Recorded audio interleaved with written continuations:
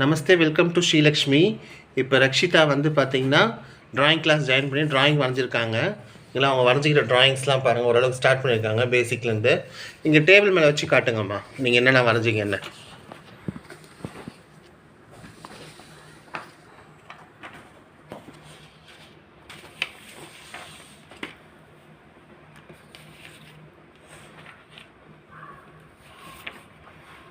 Okay, super super, நல்லாயிருக்கு.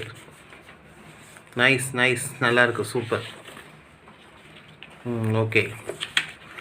இப்போ drawing class எப்படி இருக்குது ரக்ஷிதா, சொல்லுங்கள்.